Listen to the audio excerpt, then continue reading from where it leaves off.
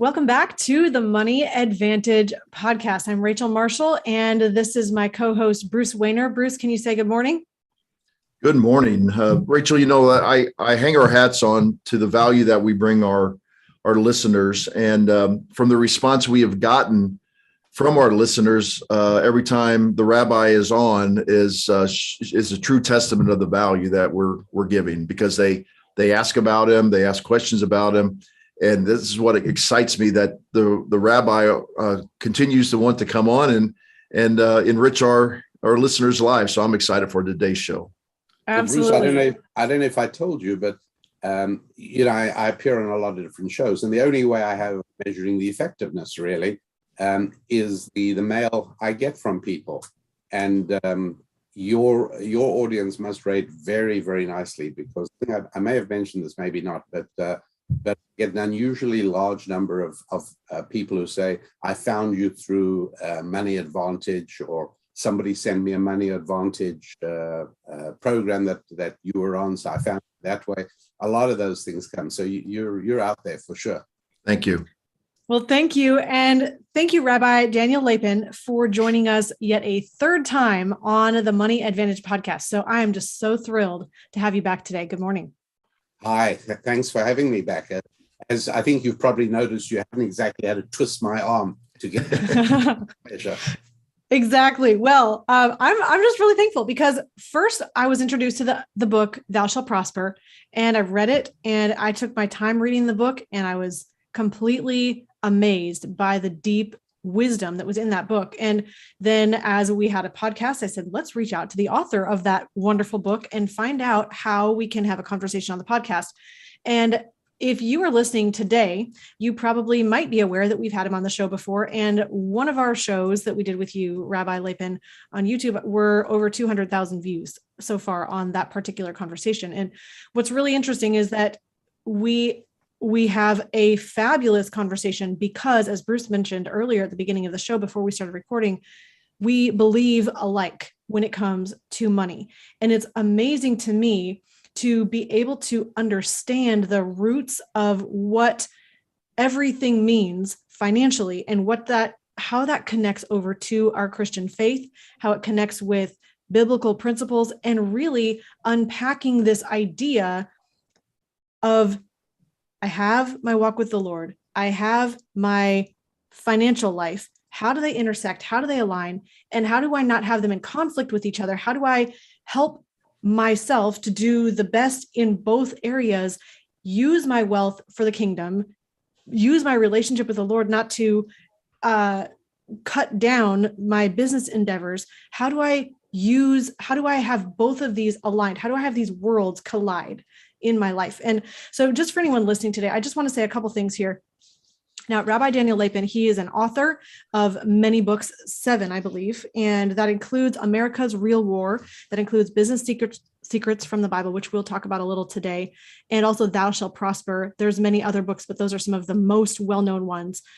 You're also a speaker, you're a TV host, you've immigrated to the US from South Africa after studying mathematics, physics, and economics in Israel and the UK. He also travels via boat as well, so we'll probably hear a little bit about that today. He lives in Maryland. He and his wife homeschooled 7 children. Just a fascinating person with a depth of wisdom. Now, I want to say this as well. From now onwards, Rachel, I'm going to, with your permission, arrange that the bio also says 3-time appearance on the show with Rachel and Bruce.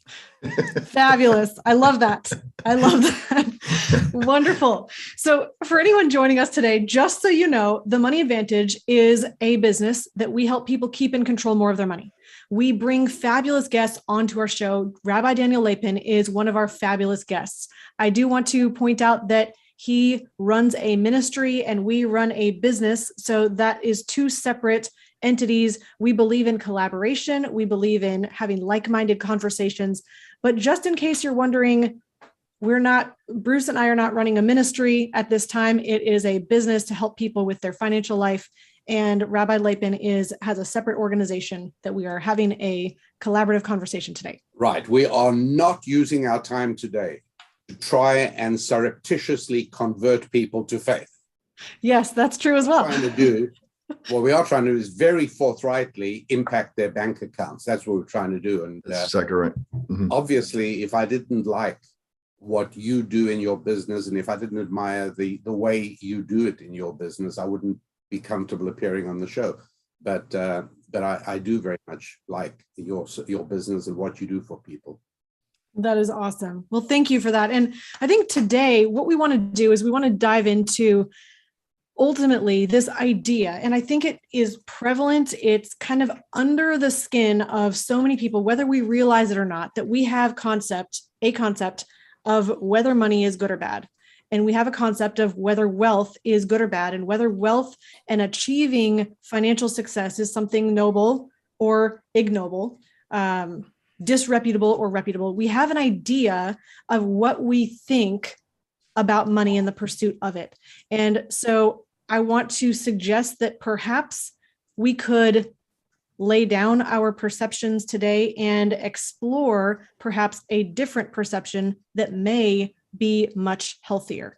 So with that, let's just go ahead and jump in. Rabbi, we can go anywhere in the conversation today, but first, if we talk about your book, Business Secrets from the Bible, why did you write that book? Did you say why? Mm-hmm. In order to make money. Mm.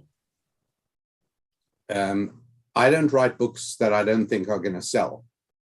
And the only books that sell, I'm not in the fiction world. I don't know how to write fiction. I can embroider a story. I can elaborate on a story, but total fiction is beyond me. But I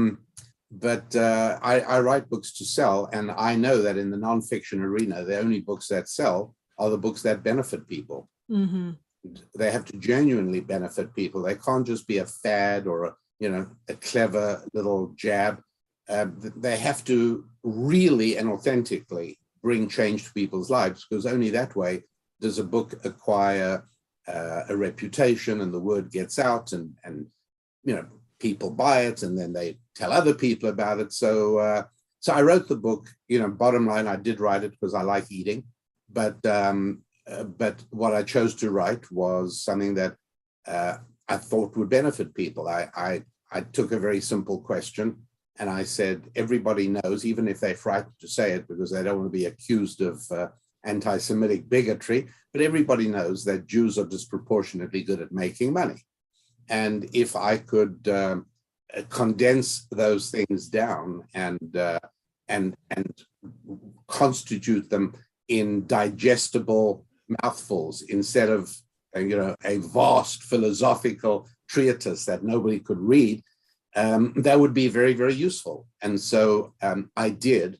And here's something interesting happened, which is nonetheless the book got too big, and the publisher of the book said, look, you got to turn this into 2 books, not 1 book. And I struggled a little bit with that.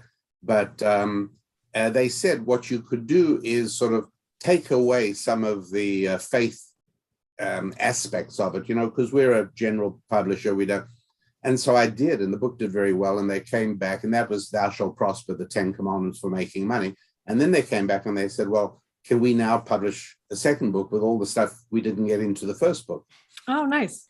Yeah, we can. And what's more, all of that arranges itself extremely effectively if we structure it as 40 essential tips and tools and techniques that can increase your revenue. Now, we're not about investing. It's not what we're talking about, although that's a lot of you guys talk about that. And there are advisors for investing, and that's wonderful, but you need a few dollars first in your pocket in order to be able to invest. About eliminating debt. If you want to eliminate debt, call our friend Dave Ramsey and stop losing money to paying credit card debt. All of these things are important, but what I focus on is increasing revenue. And so the book Business Secrets from the Bible then became a handbook on how to do it, and it was very practical. It was not about you have to be circumcised, which a lot of people believe, because if that's the case, many guys would prefer poverty. We're not talking about that at all. And it's not about eating Jewish soul food, but it is about a set of spiritual strategies that real world impact. And the result of that was Business Secrets from the Bible. And I love the book. I really do. And even more than that, I love hearing from people. A lot of good advisors say, don't look at email first thing in the morning. Well, I don't actually look at email first thing in the morning. I try to make sure that I pray first thing in the morning and express gratitude for opening my eyes again. But very soon after that, I read email. And the email I sort to immediately is fan mail from people whose lives have been impacted by being able to have increased their revenue through the principles of Business Secrets from the Bible. So that's awesome. Answer to a short question, but that's why I wrote Business Secrets from the Bible. That's awesome. So as I read through the Business Secrets of the Bible, and I'm a science trained person, so Einstein was kind of important in my training. He had thought experiments, and I don't know if you did this on purpose, but throughout the book, it was almost like you were doing thought experiments throughout the book, like what I would call a good economics person would do. Yes. Was that intentional, or? Well, one of my very first lectures in physics was the professor was a guy called Max Delbruck at Caltech in just outside Los Angeles in Pasadena, and he said, Albert Einstein and I were both at the Max Planck Institute in Berlin long before World War II, and he said, I participated in one of Einstein's thought experiments. We both went into an elevator and cut the cables to see. And that was our thought. Anyway, I cracked up because I thought it was, such an elegant way of doing things. So ever since then, thought experiments are wonderful because you don't need government funding to be able to do them, and you don't need a lab, and you don't need a lot of assistance. And the only thing is you can only do them on things that everybody can walk through with you and immediately see the truth of what you're saying in the way that if it were demonstrated by means of an experiment, they'd see as well. So thanks for pointing that out. I'd forgotten that I used them all, but I do. I intuitively reach for the thought experiment as a model of instruction. Yeah. So the one that hit me the most was what would happen in your life if everybody else besides you decided that they had enough in their lives and they just stopped producing. What would happen to your life? Because could you elaborate on that one? Oh, thanks for reminding me. Yeah, that's a great one. I thought, if retirement is such a good thing, what would happen if everybody in your world retired? And you should, according to the way many people think, people should say, well, God bless them. Good for them. They've made enough money. They don't need to work anymore. It's great. And that would be great until you decide you want to go to a restaurant for dinner. Mm-hmm. Right. And then you discover that there's nobody there because they've all got enough money. They don't need your money. So the restaurant's actually shut along with all the other restaurants. So, you go to a grocery store. Well, that's been left because everybody's retired. And pretty soon you realize that you are reduced to the life of a subsistence peasant, where you have to plant some crops and pray to God they come out before you starve to death, because without other people, you have nothing. Go ahead, Bruce. No, it just fascinates me. It's a simple concept, but when you just break it down to the extremes, that's when you can actually grasp the concept. Yes. And we're kind of going through that right now with the pandemic, where people either are afraid to work or they have gotten enough government assistance that they don't want to work. That when you go to a restaurant or you go somewhere, there's not enough people to work, and you're having a very difficult time with your lives. I saw a meme the other day that said, "Thank you for your patience as you wait for your table. If you don't have patience, then please fill out an application." And I thought that was I thought that was a great way to kind of diffuse the frustration that people are feeling. Good. Yes, that are feeling the frustration right now. Can I take 60 seconds on another thought? Because this one, please do. I know we have audience all around the world. We're not only in the United States. And in fact, today we have somebody watching from Ghana, Africa. We have somebody else from India, and those are just a couple comments that I've seen. So yes, all around the world. Right. No, we do, and I mean, I'm due for another visit to Ghana quite soon. By the way, I had a great time. We did an entire week of instruction in revenue increase in Ghana, and I enjoyed it. It was wonderful, and I'm looking forward to getting back. But what I'm saying may sound as if it applies mostly to the United States, but it's really for everybody. Here's the thought experiment. Bruce, you wake up tomorrow morning and you go outside to get your copy of the Wall Street Journal that's lying on your driveway, and you notice a brand new looking duffel bag sitting outside your door. And you think that's odd, and you pick it up and you shake it. It's quite heavy, and you open it. And because you have a practiced eye for currency, you immediately estimate that it contains about $1 million in cash, all neatly wrapped $100 bills.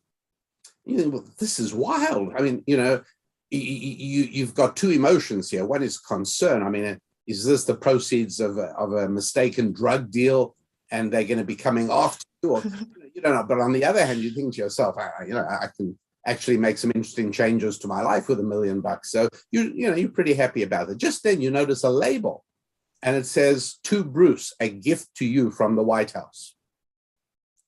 You think, well, it's taken them a long time to recognize the kind of guy I am and the service I've provided to this country, but it's about time. And you go inside and you call up your best friend, and you say, "Hey, I just wanted to tell you something interesting that happened this morning." The guy says, "Bruce, before you say anything, let me just tell you what happened to me. I found $1 million in a duffel bag." And you say, "Don't tell me it's a gift from the White House." "Yeah, how do you know?" "Well, I got one too." And just then you get a sinking feeling, because you are a trained economist and finance person. You suddenly realize that everyone in America got a duffel bag with $1 million. And when everybody gets them, this is part of the mystique of money. If everybody got $1 million, it's exactly the same as if nobody got $1 million. Nothing has changed. Well, you say, wait a sec, I don't get that. I've been looking for a 7 Series BMW for years. I'm going down to get one. And you run over to the BMW dealership. Now, he usually got about 6 or 7 Series 7s on his lot. And before you can even find a salesman to start talking about this, you realize you're about number 40 in a line of people, and you speak to the people in front of you. "What are you here for?" Guy says, I want to get a Series 7 BMW. "Yeah, I'm looking for a Series 7 BMW. And then your heart's sinking. You say, I take it you all got $1 million. Yeah, we all got it. Well, now the BMW dealer's got to figure out, what am I going to do? Because I got 40 people wanting I only have 5 BMW Series 7 on the lot. And he says, I could pick out the handsome, pretty people in the line and give it to them. But I mean, that'd be stupid. I could see if any of my friends and relatives want to buy one. But, at the end of the day, there's a much smarter way to do this. And he's going to take the smart solution. The smart solution is find out, basically auction the 5. That's what he's saying. And when he's finished auctioning it, he's going to find something interesting, which is that there are only 5 people left who want to buy it at that price. Exactly the same 5 people who would have bought it at the old price yesterday.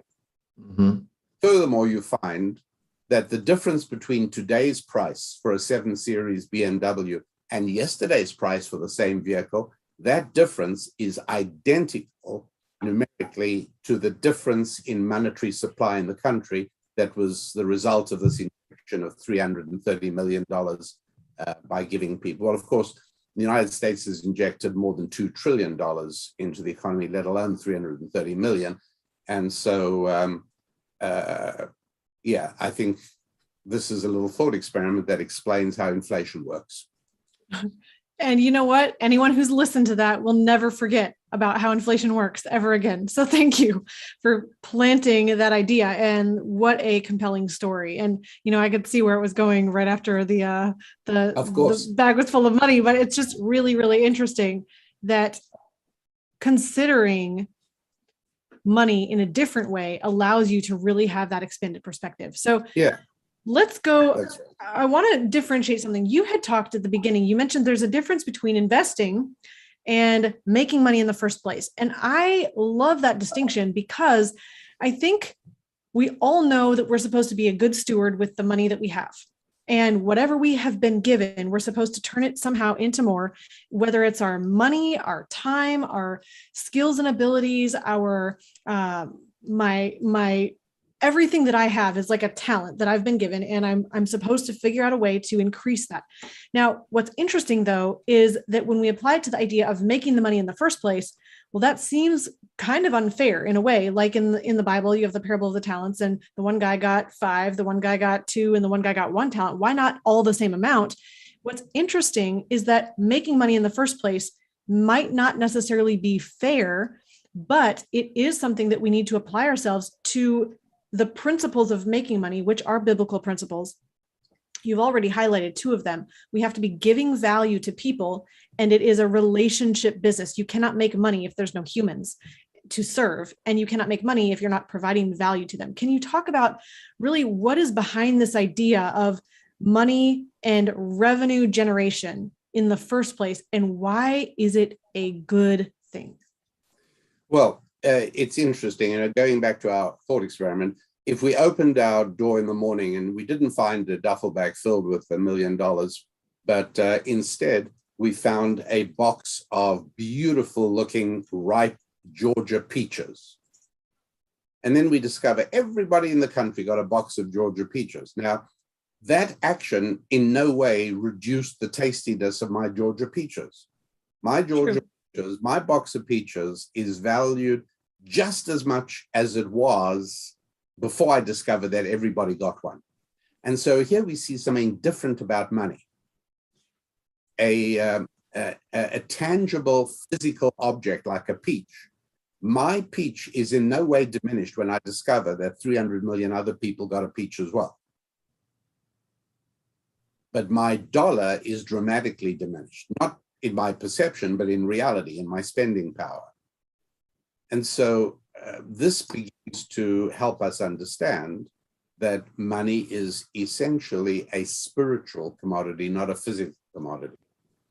And, on a previous show, we spoke a little bit about the very important biblical concept of what I call the holistic you. Mm-hmm. And I think you promoted my free book. This book I don't make any money on directly. It's absolutely free, but I do make money ultimately when people find the value of my other books.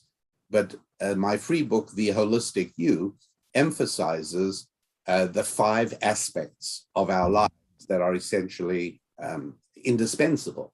And so much so that I can list these 5 aspects of our lives, and anybody who can truthfully say, hey, I'm good, all of these areas in my life are in great shape. Well, a person like that, should spend a good amount of time every day in gratitude to the good Lord for letting him have them. So, what physical health is one, and finances, having adequate finances. If you don't have to worry about money, well, that's a huge blessing. And then we've got family. So to have a intimate relationship in your life, that's hugely valuable. And so once we've locked in physical health and family and finances, then we have the point you raised, Rachel, friendship. That's the 5th one. If you've got friends. And then the last one is faith. And very often people will say to me, look, I'm really just interested in increasing my revenue. So let's save time. You don't have to talk to me about faith. I'm not interested in organized religion. I'm not a religious person. So let's talk just about finance. And I say, look, you know, I like perfume on a woman. I like it. It adds pleasure to the world. And then I thought one day I'd be interested to find out what goes into perfume. Well, it turns out that one of the most indispensable ingredients in high quality perfume is something called ambergris, which is a disgustingly gross glandular extrusion from a whale. It's pretty awful stuff, but you can't make perfume without it. So what do I say to somebody who says, look, I'd like to buy a great perfume for my wife, but I don't want one that's got that horrible ambergris stuff, you know, put in more rose petals, less ambergris. And I say, I'm sorry, it's a package deal. We won't sell you a perfume without ambergris because it won't work. The ingredients are all essential. And we've learned that over hundreds of years of making perfume. And I'd say the same thing here as well. This is a package. All of these things are necessary for a successful life. And so, for instance, let's say you said to me, and I know you wouldn't say this, but let's say you said, look, I'm not interested in physical fitness. I don't really care about my body from the forehead down. I'm just interested in the brain, and I want to know how to function on a monetary level and increase my finances. Don't talk to me about physical fitness. And I say, I'm afraid that doesn't work, because if we don't focus on physical fitness, there'll be all kinds of ramifications, not only reducing your effectiveness and reducing your endurance and reducing your memory. There'll be all kinds, even beyond that. You're going to start looking bad, and there'll be people who'll be uncomfortable interacting with you just because you look so unhealthy. So you can't leave anything out, and faith is right there as well. And the faith is an indispensable component. As somebody says, well, you know, I'm not religious. I don't have any relationship with God. I'm not even sure I believe in God. And my answer is always, look, you know, when you were a teenager, did you have acne? And most people said, well, yeah. And I said, and did you spend the equivalent of the gross domestic product of some of the smaller nations in the United Nations on pharmaceuticals to cure it? You know, well, yeah, I did spend quite a bit to try and find some magical elixir that would get rid of my pimples. And I said, well, why didn't you just simply save all that money and just announce to your friends and family, hey, I'm a pimply guy, you know, take me as I am. But you didn't do that because you recognized that being pimply was a handicap to your social life. Well, now I have to explain to you that being faithless is actually a handicap to your financial life. It really is. Tell you that because I know it makes you uncomfortable. And I know you've bought into the general line that you mustn't say Happy Christmas or Merry Christmas. You must say Happy Holidays because religion offends people. But you got to get rid of all these notions. And in the same way you never said, hey, I'm a pimply guy, just take me. You mustn't say, hey, I'm a faithless person, just take. I'm afraid it's kind of necessary. And part of its necessity is the idea that we make money not by taking, but by giving. So, for instance, I'm sure you've been invited numerous times, as I have, to what they call networking clubs or networking associations. And what happens, and this sort of takes us around to your question, Rachel, on relationships and friendships. What happens is you know, like the second Tuesday of every month, we all get together for breakfast at the local Marriott. And how do we spend our time? Well, we're basically all about me, me, me, me. It's all about get, and give. Here's my business card. Here's my business card. Hey, do you ever have a need for a bookkeeper or a plumber or whatever it is you're doing? All you're trying to do is get stuff. And so the overall veneer of a networking club is essentially venal and egotistical. And that's why, in my experience, very little business actually really results from networking clubs. Where business really comes from, and to some people it's going to sound weird, but I go to synagogue Saturday morning and I just drift around, not during the prayers, but people don't leave right after the prayers. They hang around and they talk for a long time. I drift around, and On any Saturday morning at any synagogue I'm speaking at, I'll hear half a dozen business deals going down. People say, okay, terrific. Call me Monday. We'll work out the detail. I keep hearing that. And I know the same thing happens in churches that are led by wise faith leaders who realize that the church is a place where people meet. A Rotary Club. Enormous amounts of business are contracted at Rotary Club meetings, because I would much rather do business with somebody I meet at an organization we're all together trying to do something generous and good than I would do with somebody who's, into gimme. Mm-hmm. So I encourage people who have networking clubs, for heaven's sake, convert them into something else. Raise money for orphan children, or raise money to help single moms whose cars are breaking down, or do something useful. And then you'll find that business will come from getting together with those sorts of people. And money is part of this thing. You don't get a full grasp of money if you don't have an understanding of faith. If you don't understand that money is a gift of God to humanity. It wasn't given to beavers or bats or baboons. Money was given to human beings. And it was given in order to produce affinity and relationship and connection. So all of these things come together. I hope I've sort of at least tangentially addressed your question.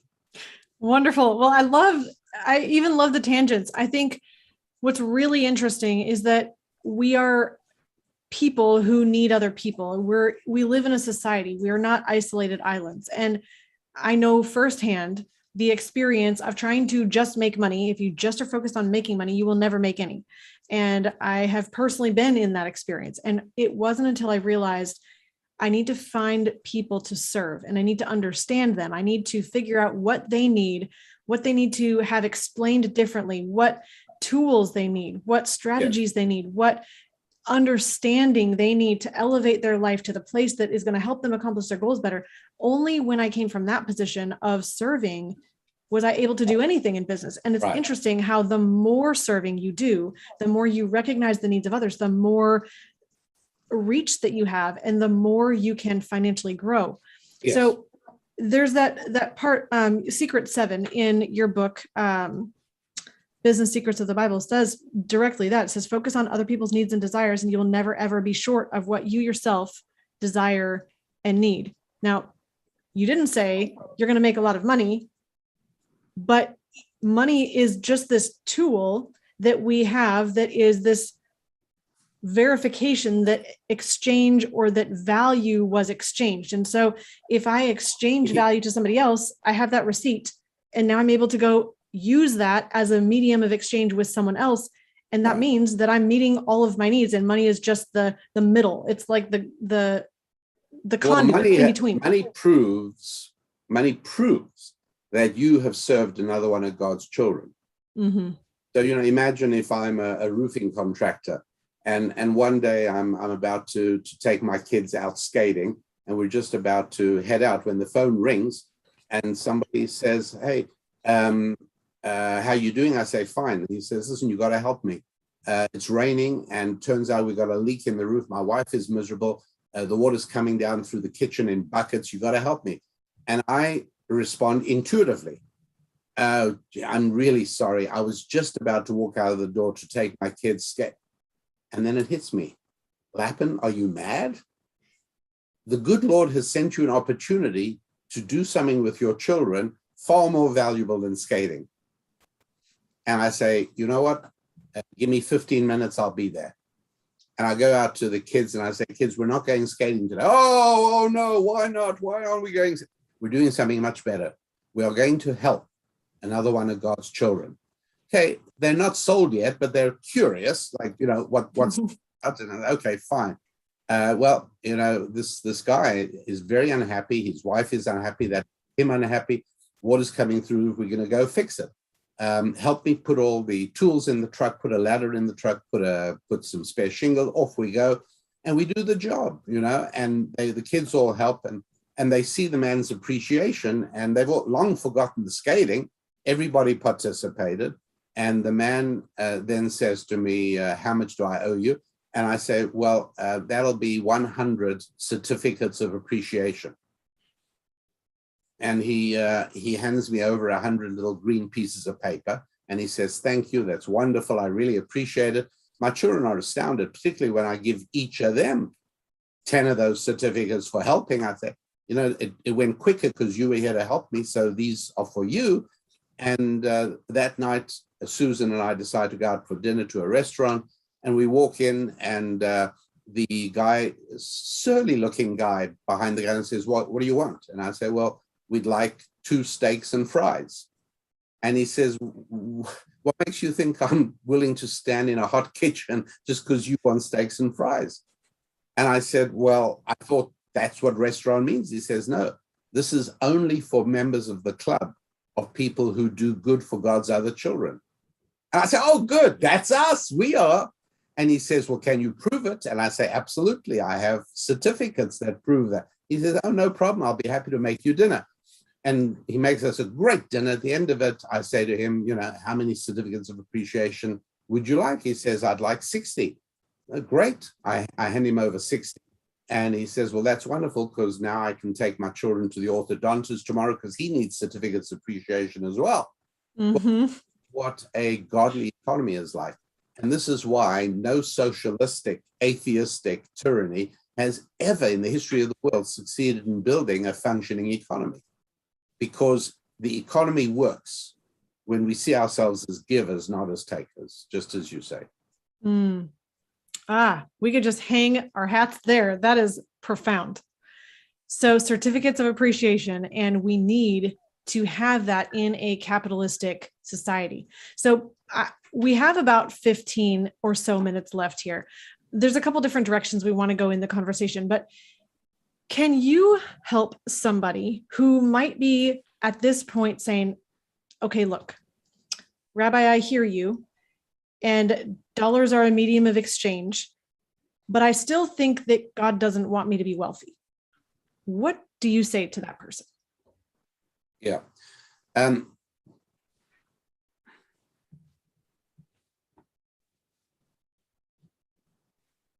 I would say, depending on the person and whether it's a man or woman and what the environment is, but I might say something like, tell me, do you think God wants you to have a great sex life?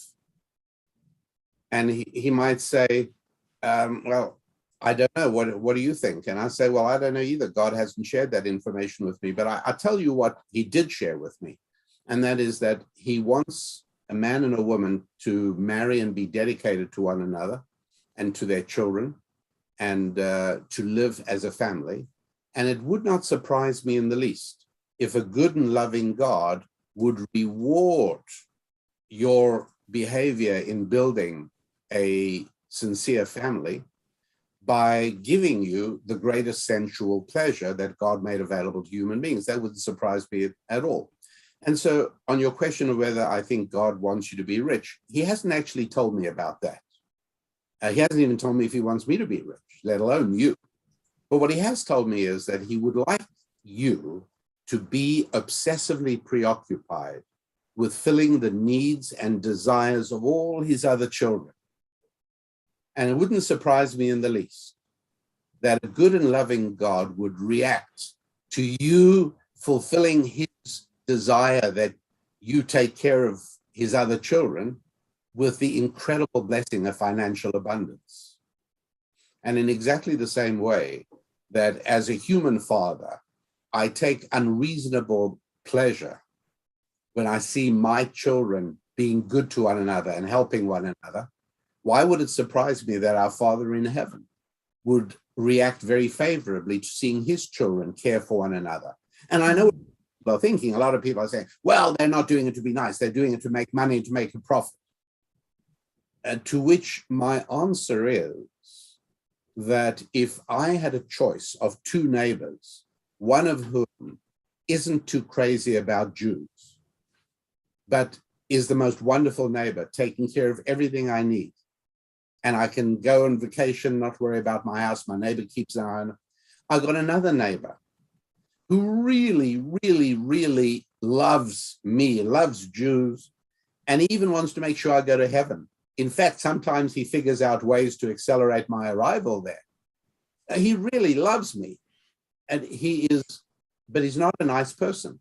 He killed my cat, he kicks my kids, and he keyed my car.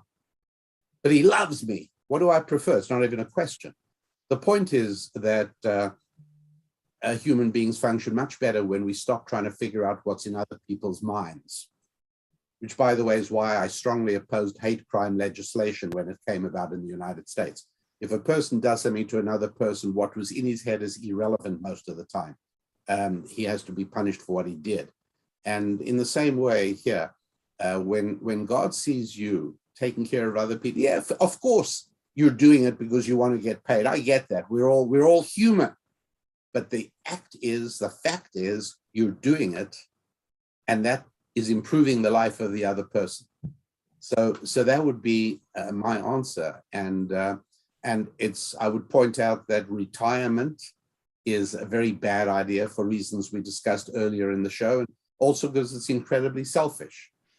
You know, what's it like when I call my plumber and he says, "Oh, sorry, I can't come over," or my roofer, rain pouring into my kitchen, "Sorry, I've retired. I'm going to play golf today." It's outrageous. How dare you? I always thought you cared about me. And there's a very big difference about going to a vendor or a store where the feeling is they care about you. That's why I like stores more than online. When a store says to me, when I walk in, they greet me warmly. And when I finish the transaction, they say, "Have a nice day." I don't start figuring out the degree of sincerity in their hearts. I'm a human being. I'm happy to hear them say that. And so that is the answer. It is that money is the consequence of taking care of other people. And you shouldn't be surprised if that's what happens. Does God want you to be rich? That's the wrong question. Such a great question. I think the real answer is yes, be useful. Yes, use all your skills and abilities. Yes, serve as many people as you can. And in the process, you're going to find that you flourish in all of the ways that you. And by the way, that's another area in which faith is important as well. Because if I'm working in a shoe store and I have to go down on my knees to take off somebody's old shoe and replace it, you know, with a $700 Nike sneaker in 18 different colors with air pressure pumped into the heel, I might well feel that I'm acting menially. I mean, who is he that I should kneel at his feet? But I don't feel that way because he's a child of God. And it's a privilege to serve another child of God. And I will go down on my knees in worship service, and I will happily go on my knees for customer service. There's no difference. Yeah, that hit me when I read that in your book. The other thing that hit me in your book was, once again, I'm a trained biologist, so there's something in ecology called the Climax Community. And it basically says that, you know, it's harder at the very beginning when you only have a few organisms in a particular area until they reach a certain climax. And then it actually turns into turmoil because they actually go past where they can be for that particular area. But then eventually, if you let nature take its course, you have the perfect amount in that particular area. Well, we do that moving from the farms where you had to do everything tough and hard and to where you move more towards the cities where you can say, "Hey, I'm really good at this. Why don't I do this and you'll pay me to do this? And oh, by the way, you're really good at doing that. So just keep doing that and making that better. And I'll pay you for doing that." That was another great thought experiment. I thought that you. Exactly right. Of course, the lesson to be drawn from that is cities. And something you'll enjoy, Bruce, I think, is that in this whole area of social anthropology, for many years, it's been believed that cities evolved when the various farms around, you know, would come into the city to trade. It turns out that almost without exception, every major city in the world is on water. And that's actually precede the farms, not the other way around. Water is the means of trade. People move around that way. And people come there in order to set up trading posts, and then farms grow in order to supply the people there. But cities are what drives everything, which is why very early in the first few chapters of Genesis, a guy called Cain builds a city, which is a funny idea, right? Like for all the 5 human beings on the planet at that point, according to the story. But cities produce growth. They are not just the result of growth. Mm-hmm. You get a gathering of organisms together, in this case, people, magic happens. And that's why we've also had a huge jump in economic productivity every single time there has been a scientific or technological development that makes it easier for people to communicate and connect and to trade. So, steamships, when they came about in the late 1700s, we started seeing them. Huge jump. Railroads, huge jump. The telegraph in 1844, huge jump in economic productivity. Railways, the telephone, television, and then the year 2000 comes the internet. Every time we make it easier to create a virtual city, if you like, mm-hmm. to connect, even if they're not physically in the same location, you get a jump in economic productivity. So that brings us back to the thing of friendships, which is that, and we're not talking about friends on Facebook for sure, because that's valueless. I mean, I'd switch 5,000 Facebook friends for one customer. So I do that without hesitation. But real friends, that is central to our ability to function economically. So, Rabbi, we have a question on YouTube. It says, "What's the best business to be in this season? September 1st looks like a good start." I guess they mean September 1st being the next season. I'd just like to make a real quick comment and then get your ideas about this. I don't think, it's always great to fill a need for somebody, correct? I mean, but it also should be, in my opinion, and I'd like to hear your opinion on this, it also should be something that you get value out of too, so that you want to be the very best at providing that goods and service and so on and so forth. Because if you're going to do it begrudgingly, you're probably not going to be serving that particular community the best. So I don't know if you have any comments for this listeners that's asking, what's the best business to be in this season? I do. And I hate disagreeing with you, Bruce. That's all right. But only very slightly on this. I mean, you've stated a truth. But the only difference I would want to emphasize is that, and maybe this is also an answer to the question, which is that there is no one business to go into. It depends on a lot of factors. You and I would have to talk for many, many hours before I could answer that question. It depends where you are, it depends what your network is like, what your relationship is like. There's so many different things going on. But one thing that applies to everybody in a slight recasting of your point, Bruce, and that is that just because you really, really like baking, please don't go into a cupcake business. No, I agree with that, but that's not exactly what I meant. I meant that if something is very valuable, but you cannot stand to actually do it. That brings me to my next point, which is, please don't do something because you love it. Do what needs to be done. Do what most people around you most urgently. And here comes the key. Learn to love doing it. Okay. All right. That's the key. I can agree with you on that. Really important. I was doing a presentation for a group of entrepreneurs in Kansas City last Tuesday. And I started by asking everyone, there must have been about 40 or 50 men in the room. I said, please, let's go around just quickly. Tell me your name. Tell me what your family status is, what sort of family you're part of, and what you do in business. And we went through the room. The third last guy said, I'm John, I'm a widower, and I'm a garbage man. And I stopped and I said, John, you are the hero of today. I'll tell you why. Because 9 out of 10 people would have said, I am a highly trained sanitational engineer specializing in herbal waste transfer. And I said, I'm gonna go out on a limb here, John, and I'm gonna predict that although you have had your time standing on the back of the garbage truck, emptying the bins in, my guess is that right now, how would it be if I predict that you own 50 garbage trucks? And he laughed with great delight and he said 97, actually. But this guy said, I'm a garbage man with such joy.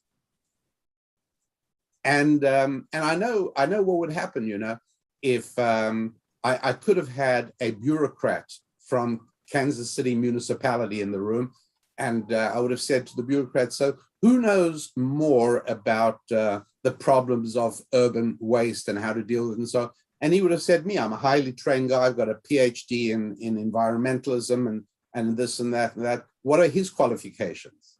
And I'd say his qualifications are actually quite simple. He makes $11 million a year moving garbage. How much do you make? Mm-hmm. And so the trick is to discover what people most need you to do. How to find that out? In a free market, it's called finding out how much you could get paid doing different things. Now, some things are out of your reach, but they require credentials and qualifications and training you may not have. But, you know, find out what it is. And it turns out that it's, and by the way, I'm thinking now of a client of mine who came to me with very much something like this. He said, anyway, as a result of many, many hours of consulting, he ended up renting a truck and buying a few containers. And he drives his truck and drops the containers off to people who have to clean up junk in their houses. And then he picks it up and takes it to the disposal. Well, needless to say, his two sons are in the business now. They own many, many trucks. But at the outset, he said to me, he said, I'm going to feel really awkward at the next party I go to, saying, you know, I'm in the waste removal business. Mm. I think, no, you shouldn't. Take joy in making money because you're serving people. And the final proof of what I'm saying, and I know we're running out of time, but the final proof is that whenever you see profiles of people who spent a lifetime, you know, as a fireman or as a stockbroker or as whatever it is, and I mean, I read these things very often. Saturday's Wall Street Journal carries them, and they often finish off by saying to the guy, if you had to do it all over again, what would you do? And 9 out of 10 of them say, same thing. What, is this a miracle that somehow all these guys miraculously fell exactly into the thing they love doing? No, it's through the miracle of being a human being that God gave us this wonderful gift. And that is that when we do something a lot, we become very good at it. And when we become very good at something, we love doing it. It's called being. That is excellent. And I said, it's called being a what? You are a real professional garbage man. And I'm honored to shake that hand that carries all that garbage. That is really profound. And I thank you for taking the time to answer that question so fully. We've had some compliments as well on YouTube. So I know that we're at the top of the... Bruce, I want to make sure Bruce is okay with me because I want to get invited back one day. Oh, very cool. I'm very okay with that. I see where you're coming from. We've got a lot of really good questions, and we're going to need some more time with you, Rabbi, because we excellent. We really want to get into this philanthropy type of conversation and so on and so forth, which I think is very, very important. And frankly, I still have some baggage on that hopefully you could help me work through, because I've done a lot of philanthropy in my career, and I'm starting to question why I did it and so on and so forth. And I think probably a lot of our listeners have the same questions in their minds. Yeah. No, absolutely. And we didn't even have time. I had prepared one huge tip to help people become more effective communicators.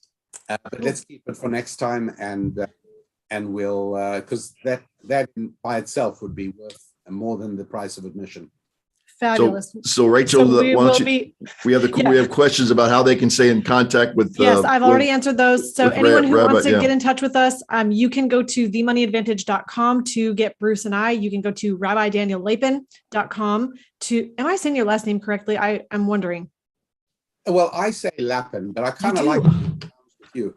I'm sorry. Well, Rabbi Daniel Lapin, there we go, .com. And so that will direct you to all of his books, all of his podcasts, his blogs, his teaching, everything that he does. He's got online courses and something called We Happy Warriors that he explained last time, that life is about doing work, which is being a warrior, but also that we have a duty to be happy, which has just been something that over and over and over I have been reminded of since our last conversation. It's profound as well that we are airing today on the podcast last time's conversation. So maybe we need to just have you back like quarterly or something. So thank you.